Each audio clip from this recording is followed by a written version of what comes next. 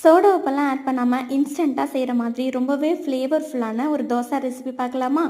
So அதுக்கு ஒரு ஜாரில் மீடியம் சைஸில் 3 தக்காளி ஆட் பண்ணிவிட்டு, அரை கப் அளவுக்கு ரவை, அரை கப் அளவுக்கு அரிசி மாவு, அரை கப் அளவுக்கு கடலை மாவு, அரை கப் அளவுக்கு தயிர் ஆட் பண்ணிவிட்டு, தேவையான அளவு சால்ட் ஆட் பண்ணிக்கோங்க.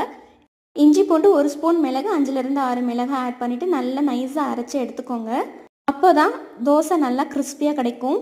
பொடியாக கட் பண்ண கொத்தமல்லி, 1 ஸ்பூன் அளவுக்கு சீரகம் ஆட் பண்ணிவிட்டு நல்லா கிளறி விட்டுட்டு தோசை சுட்டு எடுத்திங்கன்னா ரொம்பவே கிறிஸ்பியாகவும் டேஸ்டியாகவும் தக்காளி தோசை ரெடி ஆகிடும்.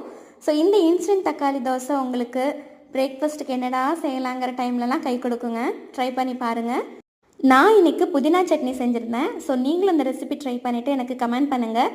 இந்த வீடியோ பிடிச்சிருந்தேன்னா லைக் பண்ணிக்கோங்க. இந்த மாதிரி இன்ட்ரெஸ்டிங்கான பிரேக்ஃபாஸ்ட் ரெசிபி பார்க்குறதுக்கு என்னோடய சேனலை சப்ஸ்கிரைப் பண்ணிக்கோங்க. நெக்ஸ்ட் வீடியோவில் பார்க்கலாம். பாய்.